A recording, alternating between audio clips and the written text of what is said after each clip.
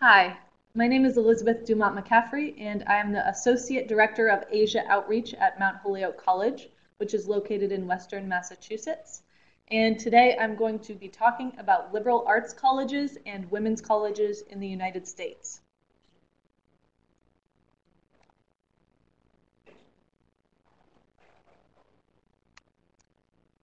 To begin, I'll talk a little bit about the definition of liberal arts. So at Mount Holyoke, we like to think of the liberal arts as trees. So if you think of many traditional education models, you would declare your major before even entering university. You'd study that specific major, and that would be generally what you study for your entire time at college or university, and you'd become an expert in that subject. So if you look at the top tree picture, that's sort of what we consider that education. You're becoming an expert in one subject. Whereas if you go to a liberal arts college, you're sort of like the tree down below. You're very unique. You've studied lots of different disciplines. You're flexible, and you are, sort of able to do a lot of different things. So basically, we believe that liberal arts colleges offer you a lot of freedom.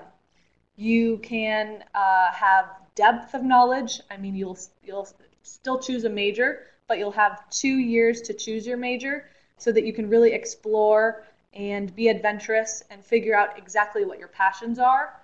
But additionally, once you choose your major, you'll still focus on other areas as well. You'll have a minor or 2 majors, or you'll just study multiple subjects so that you graduate with a breadth of knowledge. In the world today, careers are not just one major. You don't, even if you become a doctor, it's important to know biology. That should be your major most likely. But it would also be great if you studied psychology so that you could speak to patients in difficult situations, or statistics so you can go on and do medical research, or Spanish so that you can do Doctors Without Borders. Lots of different things all go into making your career. So that's why we think it's important not to just study one specific subject. Another great thing about liberal arts colleges is that they generally have small class sizes. So you will get to learn how to raise your hand, to speak up in class, to persuade, debate, discuss, do all of those things that you can do when you have a smaller class size. Additionally, oftentimes you'll have to do a lot of writing, because your professors are able and willing to read your specific writing. If you have 1,000 kids in a class, it'll be harder for the professor to read and get to know everybody's individual writing. Additionally, many liberal arts colleges in the US, most liberal arts colleges in the US, do not have graduate students, or they have very few graduate students. And that means that you'll always be taught by a professor. Your professor is a great teacher, and that's why they became a professor. Graduate students aren't necessarily the best professors, and they don't necessarily have that much teaching experience. So it's great to be taught by a real professor, and even perhaps asked to do research with that professor. Additionally, your professors are the ones that are going to have to write you recommendations for graduate school or for careers, so it's very wonderful to have a good relationship with those people. Additionally, generally, liberal arts colleges have a low student-to-faculty ratio. So oftentimes, you'll really get to know your professors, as I mentioned before. They will be a great resource for you if you're having problems in a class. They may even invite you over for dinner at their house. Some examples of liberal arts colleges. So internationally, there are actually very few liberal arts colleges, which is why the idea of liberal arts can be shocking to some international parents. But some examples of liberal arts colleges in the US are Mount Holyoke, Williams, Amherst College, Swarthmore, Middlebury, Pomona, Bowdoin, and Wellesley, just to name a few. But there are hundreds of liberal arts colleges in the US.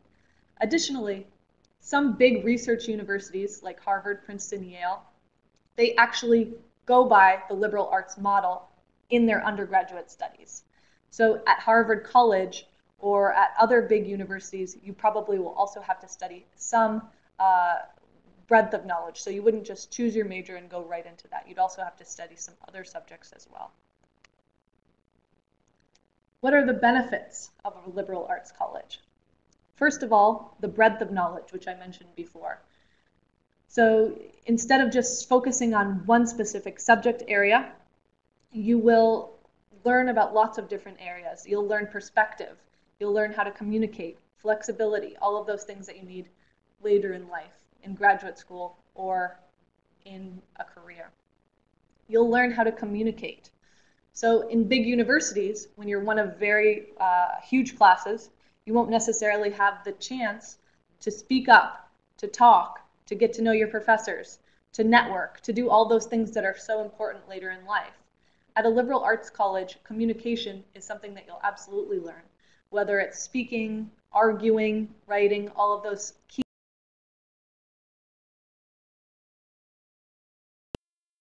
At liberal arts colleges, you learn flexibility. You learn to read between the lines and think critically, and you learn how to solve problems. Financial aid. Liberal arts colleges are generally looking for diversity, and they consider diversity in many different facets. So race, ethnicity, nationality, age, and socioeconomics is one of the things that they're looking for. So many liberal arts colleges will offer financial aid to international students because they want depth of perspective in the classroom. Community. Many liberal arts colleges are very focused on building a community. So you'll notice that many liberal arts colleges are residential and that there's a big focus put on the community of the campus. So at Mount Holyoke, my college, most students live on campus. There are many traditions aimed at the students. Most of the students live on campus, so you'll spend a lot of time with your fellow community members. Also, liberal arts colleges are very student-focused.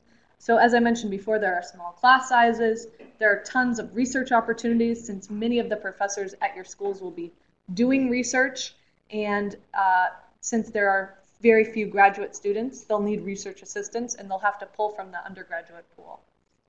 Also, professors at liberal arts colleges love to teach. Because we don't have graduate students at many liberal arts colleges, professors know what they're signing up for. You know, they're interested in teaching. They're interested also in doing research, but many of them are very passionate about teaching.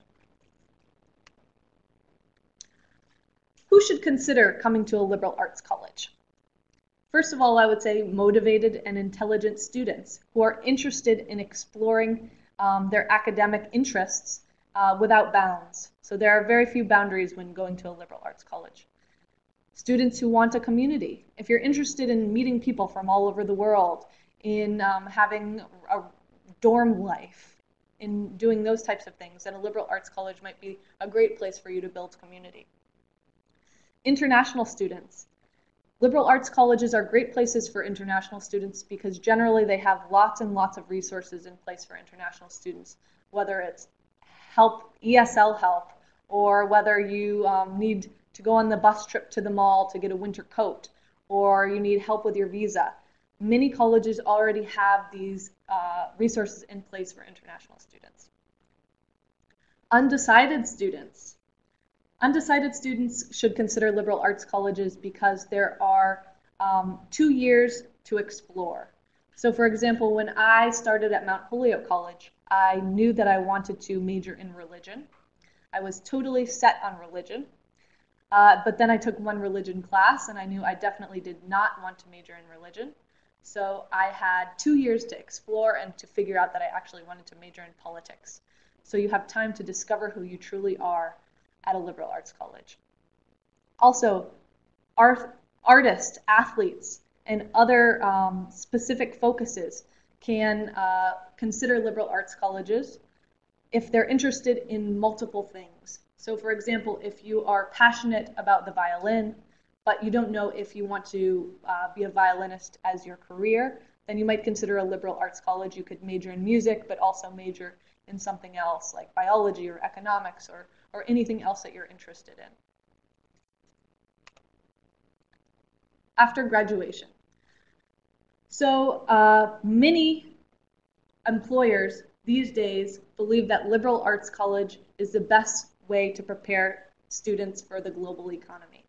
That's because of all the reasons that I mentioned before. These students know how to communicate, they're flexible, they're focused, they're passionate, and they've really learned how to, apply skills that are very important in real life. After graduation, many of these students go on directly to graduate school, or they wait a few years to go to graduate school, law school, medical school, do fellowships, or go on straight into a career. Right there is a picture of the alumni group from Mount Holyoke College. So I'm sitting there with the blue name tag, and those are a few of our alumni. One of them is working in banking, another one in theater, and so our alumni go on to do many different things throughout the US and Korea and internationally. In terms of resources, you can feel free to give me an email if you have any questions. My email is elizabeth.dumont-mccaffrey@mtholyoke.edu. You can watch our Korean video on our website. You can take a look at It Takes More Than a Major, a study online about liberal arts colleges, or you can browse individual websites for liberal arts colleges and learn a lot of new information.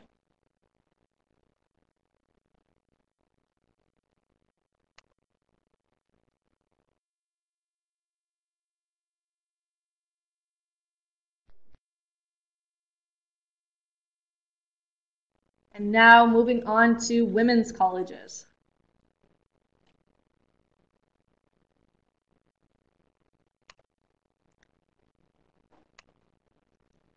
So, history of women's colleges.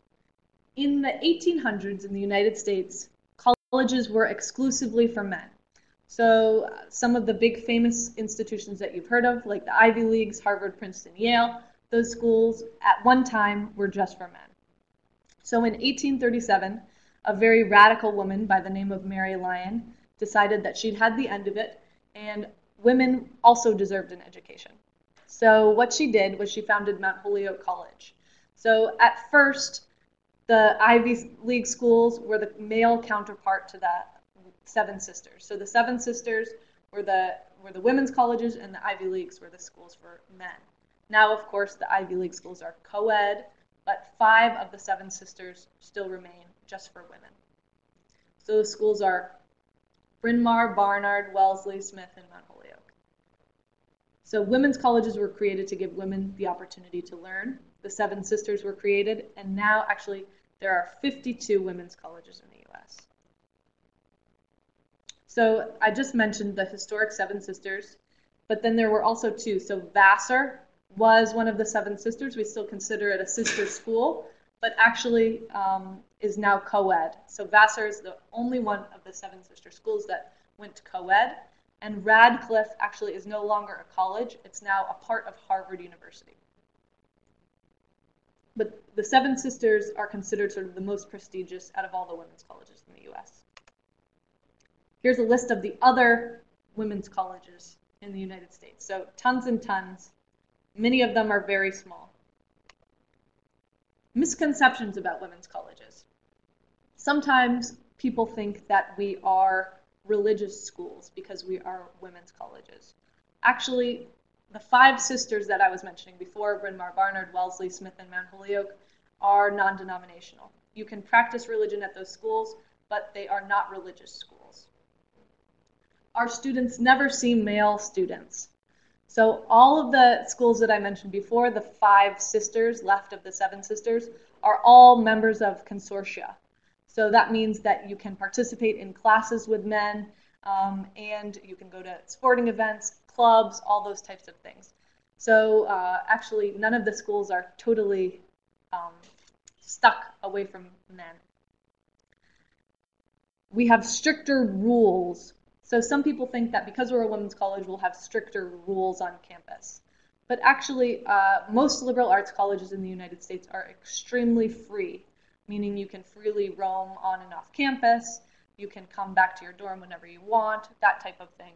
In general, Mount Holyoke and the other sisters, I think, would be considered very free institutions.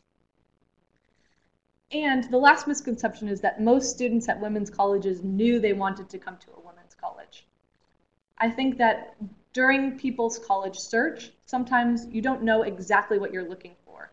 And so many times women do not know that they're interested in a women's college until they hear some benefits, like that we're also a liberal arts college, or that we have a fabulous equestrian program, or something that they're interested in. Sometimes a women's college is not their first idea of where they're interested in going.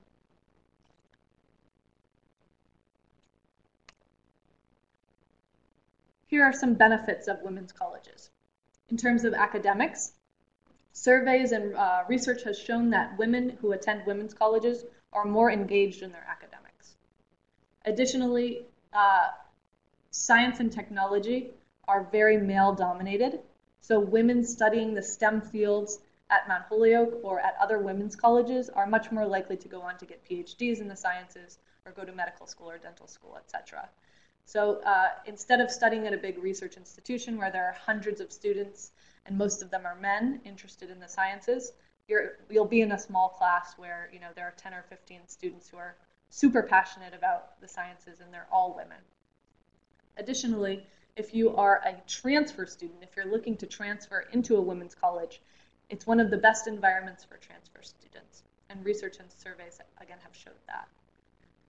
In terms of leadership, there are all the positions on campus at women's colleges are filled by women. So whether it's the captain of the swim team or the head of the student government, you'll have lots of women leaders around you. So hopefully, by the time you're a junior or senior, you'll take on one of those positions. And then hopefully then in life, you'll be used to being a leader. So you'll take on a leadership position in your graduate school or in your career. Additionally, our sports facilities at women's colleges are catered toward women. You don't have to wait for the men's basketball team to start your basketball game. The basketball court is there for you. Also, at women's colleges, 90% of the presidents of women's colleges are women. So you'll have that role model there when you're a student. So more benefits of women's colleges. Quality of life. 40% of the top 10 nicest dorms in the country, including the #1 ranking. 30% of the top 10 most beautiful campuses. 15% of the top 20 colleges with the greatest food. So you're going to have great food, you'll live on a beautiful campus, and you'll live in one of the nicest dorms in the country. And then this last bullet point that I put was, a fish cannot describe water. So oftentimes, a woman will say that they're not interested in going to a women's college because they already know what it is, because it's not like our real life society. But actually, I think that it's easier to describe society when you've sort of taken a step back. So if you go to a women's college and you have the experience where instead of being a woman athlete, you're an athlete, you're yourself. And instead of being a woman scientist, you're a scientist and you can be yourself. Then once you go back out into the world, you can see that it's sort of, you can see the ways in which the world is sexist and male-dominated, and it can be an eye-opening experience. Results of women's colleges. So women who attend women's colleges are very confident. They also have a lifelong sisterhood. So many of the women that I meet who attended women's colleges say that they met their best friends at their college. Also, many alumni stay very attached to their alma mater, and in every city and country that I go to, I have an alumni dinner. As I mentioned before, leadership is very big at women's colleges. A quarter of US congresswomen and a third of Fortune 500 CEOs who are women attended women's colleges. So they're very powerful. It's a very powerful bunch. And continuing education. The statistics are very high for women who attend women's colleges and going on to graduate school. I know at Mount Holyoke, it's about 75% of our students go to graduate school within 15 years of graduation. Last but not least, here are some notable alumni and firsts from women's colleges. So you notice that Hillary Clinton went to Wellesley, Zora Neale Hurston Barnard, and Virginia Apgar, the inventor of the Apgar test, went to Mount Holyoke. Again, resources. If you have any questions at all, you can send me an email. You can check out the Women's College Coalition at www.womenscolleges.org. They have lots of information on the women's colleges in the U.S. They have links to all of our websites, and they also have a lot of research up so you can do a deeper look into what a women's college is. You can also take a look at our international student videos at the link below. Thank you very much. Have a wonderful day.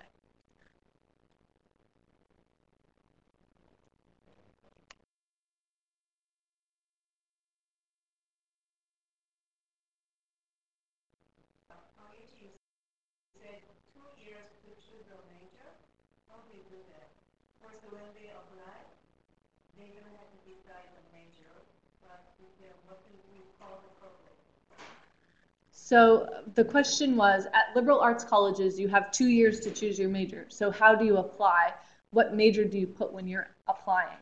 So at Mount Holyoke and most liberal arts colleges, you can either write undecided if you are unaware of exactly what you're interested in studying, or you can come in with an intent. So for example, as I mentioned before, I was intending to study religion. So on my application, I wrote that that was what I was planning to study. But actually, you don't have to declare your official major till the end of your second year.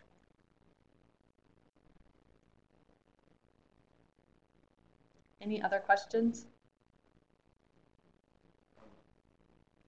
You said that there's a lot of most women's colleges are part of some kind of consortia, and they do interact with other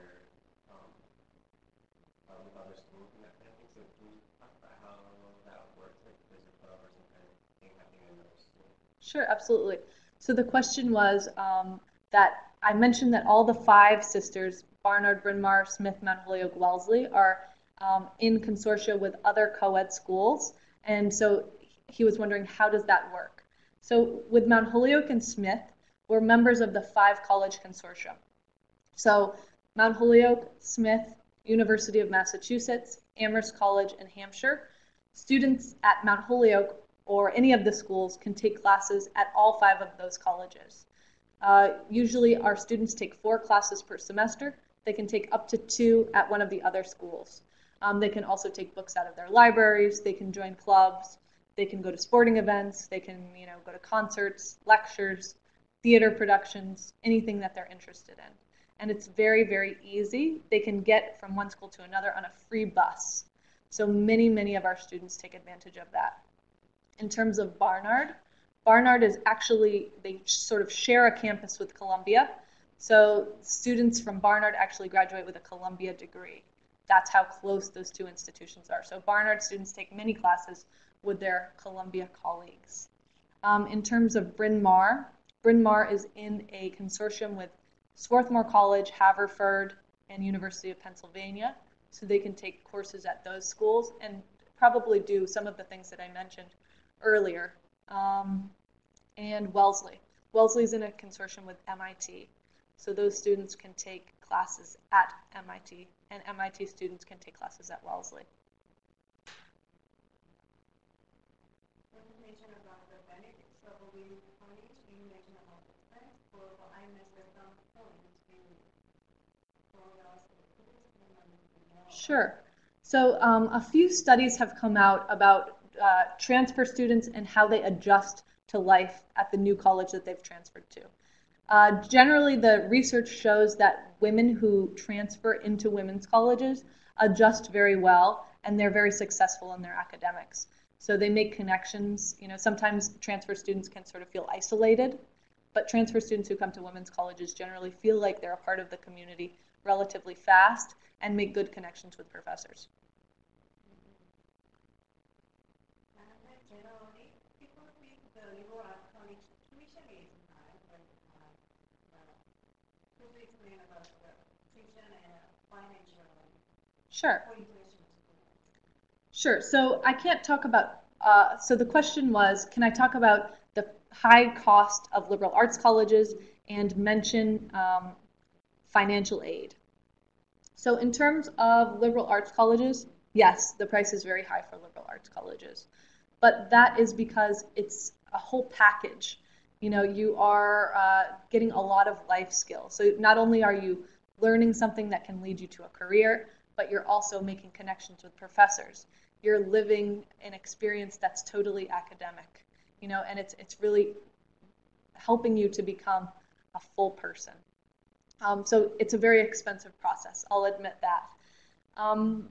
Of the 5 colleges that we're talking about the most here, of the 7 sisters, many of them do offer financial aid for international students. So it is actually a good option for students who are interested in financial aid. I know, for example, that at Mount Holyoke, we meet full demonstrated need for international students, for both domestic and international students. So that can be a definite plus for our students coming from abroad. And those students are given grants and loans. So the loans would be from Mount Holyoke College. And I know that the other sisters, Barnard, Bryn Mawr, Wellesley, Smith, they also have some financial aid that they give to international students. How many students do you believe the liberal arts colleges have? The whole student population. So the question was, how many students do liberal arts colleges generally have? Off the top of my head, I don't know the average, but I would say that liberal arts colleges are generally small, so perhaps 1,000 to 3,000 students would be typical for a liberal arts campus. So very small.